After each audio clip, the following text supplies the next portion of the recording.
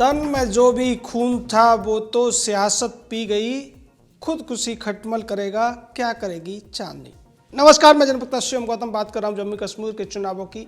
DDC यानी कि district development council के चुनाव हुए और उन चुनावों में स्पष्ट तौर पर एक पार्टी बहुत बड़ी जीत के साथ आगे आई, भारतीय जनता पार्टी। लेकिन उसके बावजूद जो विपक्षी पार्टियां हैं, जो अलगाववाद की बात करने वाले लोग थे, जो इन चुनावों का विरोध करने वाले लोग थे और जो जम्मू कश्मीर में भारत के कानूनों के लागू करने के विरोधी थे, वो ये कहते हुए नजर आ रहे हैं कि ये भारतीय जनता पार्टी की हार है।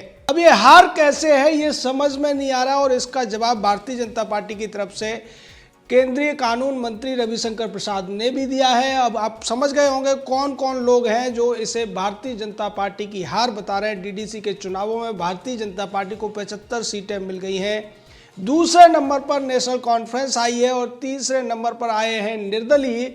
उसके बावजूद यहाँ पर पीडीपी चौथे पांचवें नंबर पर खिसक गई है। लेकिन पीडीपी की महबूबा मुफ्ती और अमर अब्दुल्ला ये कहते हुए नजर आ रहे हैं कि भारतीय जनता पार्टी इस हार के बाद क्या विधानसभा चुनावों को स्थगित करेगी, ये कहना है अमर अब्दुल्ला का। और अमर अब्दुल्ला ये भी कह रहे हैं कि अब उन्हें ये स्वीकार कर लेना चाहिए कि जम्मू कश्मीर की जनता ने ये जो वोट दिया है, जो कुछ उन्होंने 370-35 को हटाकर किया था, उसके खिलाफ दिया है। दूसरी तरफ महबूबा मुफ्ती भी इसी तरीके की बातें कर रही है।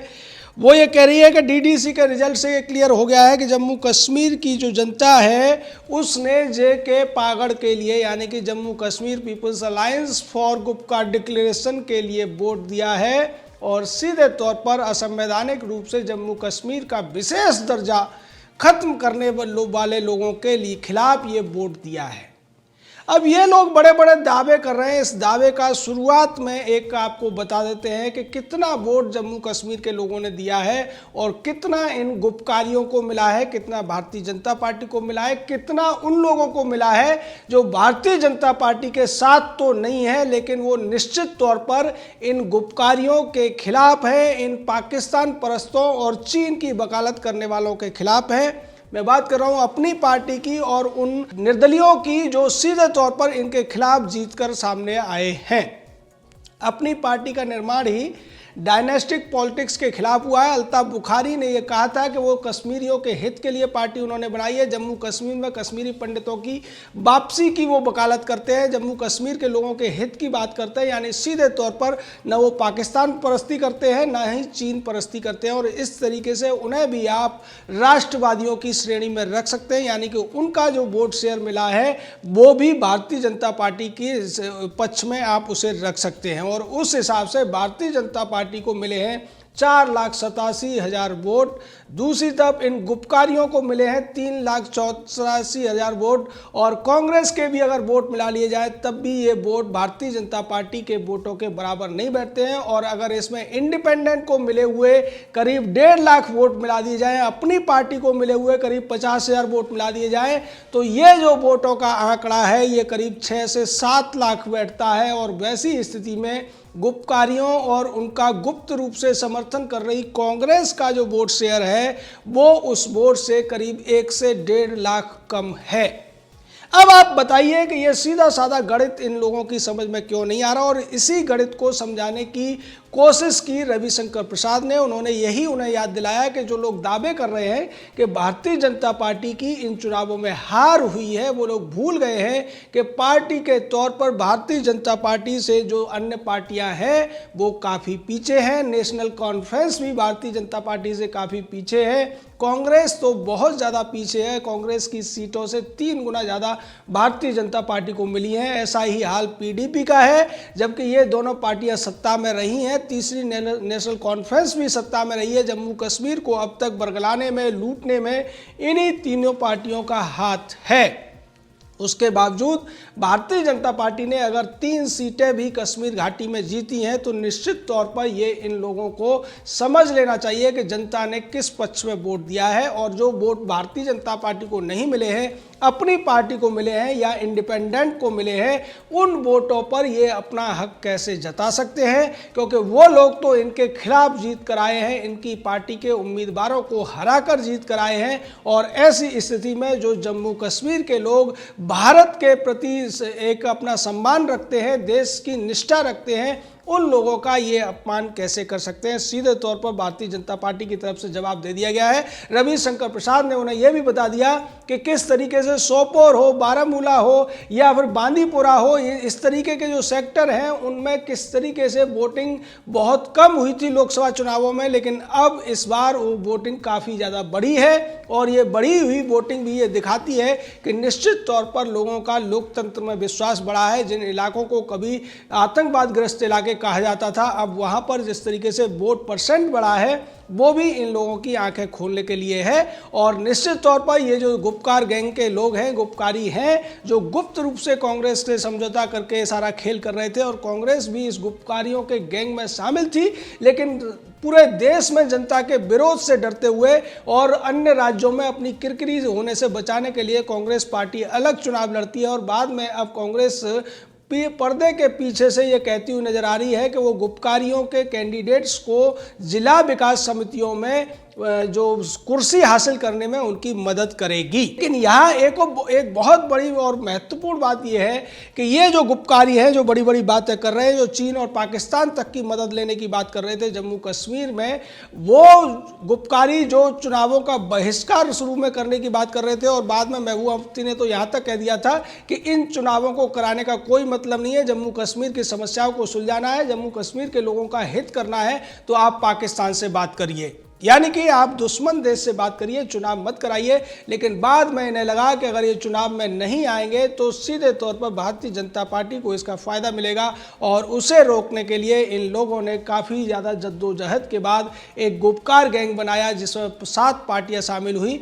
और इन पार्टियों को मिलाकर जो वोट मिला, चाहे उसको सीट में आप देखें या वोट शेयर में देखें, निश्चित तौर पर वो भारतीय जनता पार्टी से बहुत कम दिखाई देता है। कहने को तो गुपकार गैंग को 110 सीटें मिल रही हैं, लेकिन एक पार्टी के तौर पर इनकी बहुत करारी हार हुई है, चाहे एनसी हो या पीडीपी हो, कांग्रेस हो, या जो दूसरी पार्टियां इस गुपकार गैंग में शामिल थी, चाहे उसमें जेकेपीसी हो, सीपीआईएम हो, जेकेपीएम हो, पीडीएफ हो, ये जो सभी पार्टियां थी, इन पार्टियों को बहुत ज़्यादा वोट नहीं मिला है। तो ये निश्चित तौर पर ये आप कह सकते हैं कि यहाँ पर सीधे तौर पर इनकी हार हुई है। गुपकार की जो पार्टियां हैं, पीडीपी से ज़्यादा वोट तो इंडिपेंडेंट को मिले हैं, जो सीधे तौर पर पीडीपी और एनसी और कांग्रेस के विरोध में ही जीत कर आए हैं। जहाँ जहाँ निर्दलीय जीते हैं, उन्होंने या तो पीडीपी के कैंडिडेट को हराया है, या कांग्रेस के कैंडिडेट को हराया है, या एनसी के कैंडिडेट को हराया है। यानी सीधे तौर पर ये उन लोगों की जीत है जो जम्मू कश्मीर में राष्ट्रीय कानूनों की, राष्ट्रीय एकता की बहाली के पक्षधर थे, और जम्मू कश्मीर में जो विशेषाधिकार के नाम पर पाकिस्तान परस्ती करने के, पत्थरबाजों का साथ देने के, आतंकवादियों को प्रश्रय देने के जो दोषी थे, उन लोगों के खिलाफ में ही वोट पड़ा है। इसको अब इन्हें अच्छी तरीके से समझ लेना चाहिए। अगर एक बार समझ में नहीं आता है, इन्हें बार बार चुनाव आयोग ने जो आंकड़े पेश किए हैं उनका आकलन करना चाहिए, उनका विश्लेषण करना चाहिए, और फिर भी समझ में ना आए तो हम जैसे जो विश्लेषक हैं उनका विश्लेषण एक बार जरूर सुन लेना चाहिए, चाहे उसे ये माने या न माने। फिर इनकी समझ में आ जाएगा कि भारतीय जनता पार्टी को जो 4,87,000 वोट मिले हैं, इंडिपेंडेंट को जो 1,71,000 वोट मिले हैं, और उसके अलावा जम्मू कश्मीर अपनी पार्टी को जो करीब 40,000 वोट मिले हैं, ये सारे जो वोट हैं वो बहुत ज़्यादा हैं उन वोटों से जिनका जिक्र पीडीपी की महबूबा मुफ्ती या उमर अब्दुल्ला या कांग्रेस पार्टी करते हुए नजर आ रहे हैं। और Bharatiya Janata party press conference करके इसी का जवाब दे चुकी है। रविशंकर प्रसाद ने स्पष्ट कर दिया है कि इन लोगों को दोबारा से देखने समझने की जरूरत है। भारतीय जनता पार्टी का कमल पहली बार खिला है जम्मू कश्मीर में, श्रीनगर में पहली बार, और श्रीनगर श्रीनगर में तो एक बहुत बड़ा उलटफेर भी हुआ,